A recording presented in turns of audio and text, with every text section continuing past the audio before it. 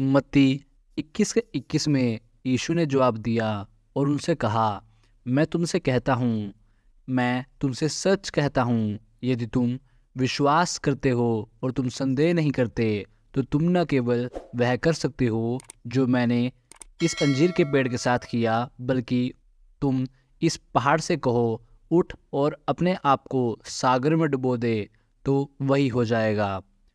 और प्रार्थना करते हुए तुम जो कुछ मांगो, यदि तुम्हें विश्वास है तो तुम पाओगे। मैं चाहता हूँ कि आप मेरे साथ इसे पढ़ें, क्योंकि मैं यह आपको देना चाहता हूँ सीधा परमेश्वर से। मेरे साथ पढ़ें मत्ती 21 का 21 और 22 जोर से। मैं चाहता हूँ आप सब मेरे साथ पढ़ें। यीशु ने उत्तर देते हुए उनसे कहा, मैं तुमसे सच कहता हूँ, यदि तुम में विश्वास है और तुम संदेह नहीं करते, तो तुम न केवल वह कर सकते हो जो मैंने इस अंजीर के पेड़ के साथ किया, बल्कि तुम इस पहाड़ से कहो, उठ और अपने आप को सागर में डुबो दे, तो वही हो जाएगा। और प्रार्थना करते हुए तुम जो कुछ मांगो, यदि तुम्हें विश्वास है तो तुम पाओगे। यीशु ने हमें बहुत शक्तिशाली और आशीषित वायदा दिया है। मैं प्रार्थना करता हूँ कि यह प्रचार न कि आपको छुए और ऑनलाइन वालों को, बल्कि यह पूरी दुनिया को छुए, और यह इस दिन प्रसारित किया जाएगा। यीशु ने कहा, दोबारा देखें, आओ। यीशु ने उनसे कहा, मैं तुमसे सच कहता हूँ, यदि तुम विश्वास करो और संदेह न करो, केवल यह कर सकते हो जो मैंने अंजीर के पेड़ के साथ किया, बल्कि यदि तुम इस पहाड़ से कहो, उठ और अपने आप को सागर में डुबो दे, तो वही हो जाएगा। प्रार्थना करते हुए तुम जो कुछ मांगो, यदि तुम्हें विश्वास है तो तुम पाओगे। देवियों और सज्जनों, आपको प्रार्थना के बारे में कुछ समझने की जरूरत है। प्रार्थना सर्वशक्तिमान है। प्रार्थना कुछ भी कर सकती है जो परमेश्वर कर सकता है। सही तरीके की प्रार्थना, दृढ़ और लगन वाली प्रार्थना। आप देखते हो, यीशु ने कहा, मांगो, ढूंढो, खटखटाओ। हम सब मांगने के साथ शुरू करते हैं, पर यह काफ़ी नहीं है। हम सब परमेश्वर को अपनी विनती बताते हैं और आमीन कहते हैं, और हम बाय कहकर चल पड़ते हैं। यह काफ़ी नहीं है। तब आप खोजना शुरू करते हैं, सर्च करना शुरू करते हैं। आप उसके व्यक्तित्व और उपस्थिति की तलाश करते हैं। यह मुश्किल है, इसे समय की जरूरत होती है। इस विनती को बहुत ज़्यादा समय की जरूरत नहीं होती, क्योंकि आप में से बहुत से लोग जानते हैं कि उन्हें क्या करना चाहिए, और आप परमेश्वर के पास जाते हैं और कहते हैं, मुझे ये दिक्कत है, मुझे ये दिक्कत है, और आप आमीन कहते हैं और बाय कहकर चले जाते हैं, और आप कुछ नहीं पाते हैं। अब आपको परमेश्वर को ढूंढना है। बाइबल कहती है कि परमेश्वर को ढूंढो। आप उत्तर नहीं खोज रहे, आप उसे ढूंढ रहे हैं जो आपको उत्तर देता है। पर खटखटाना प्रार्थना का एक हिस्सा है, जो कि मध्यस्थता से संबंधित है। जब रोना ऊंचा और ऊंचा होता है आपकी आत्मा में, मेरा मतलब है आपकी आवाज़ शांत और चुप हो जाती है, और आप एक नए क्षेत्र में पहुंच जाते हैं जो कि बहुत गहरा होता है, और आपके आंसू आपकी भाषा बन जाते हैं और शब्द अपर्याप्त होते हैं। यह आत्मा की लालसा है।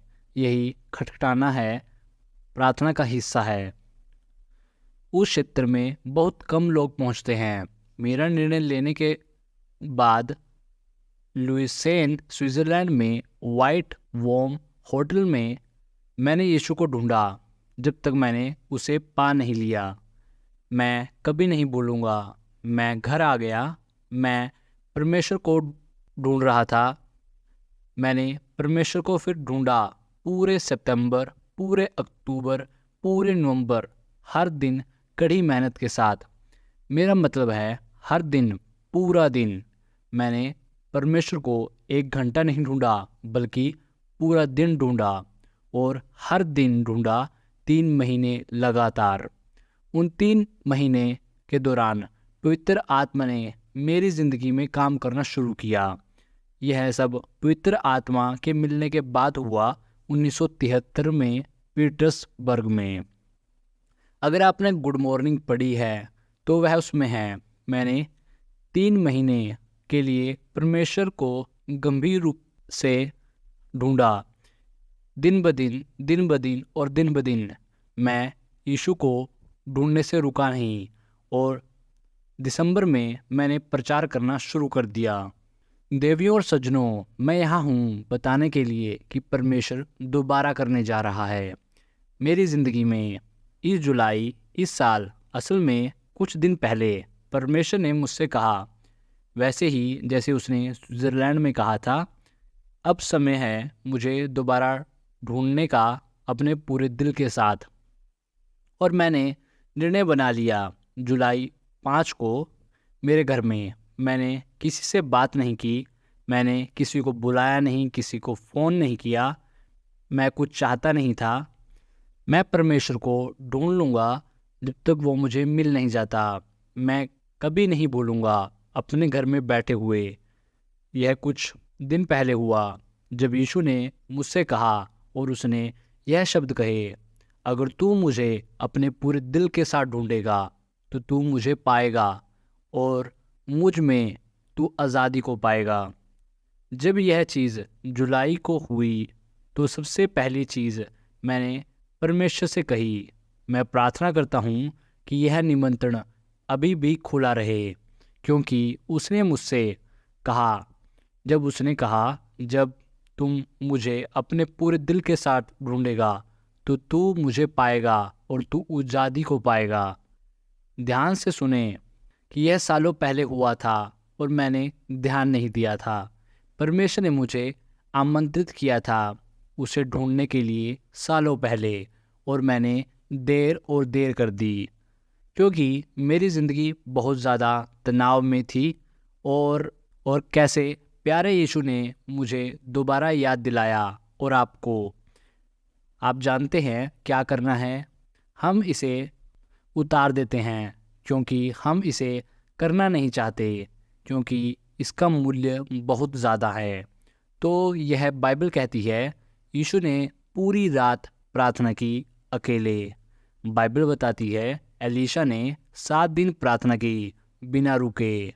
बाइबल बताती है मूसा ने 40 दिन प्रार्थना की और बार बार की बिना रुके। और मैंने परमेश्वर को 5 जुलाई को कहा, मैं करूँगा। जब मैंने यह कहा मैं करूँगा, मैं पूरी तरह समझ गया था इसका मतलब क्या है। इसका मतलब होगा कि मुझे दिनचर्या के काम को ठीक करना चाहिए। इसका मतलब था कि मुझे कुछ चीज़ निश्चित करनी होगी इसे पूरा करने के लिए। यह मूल्य समय है।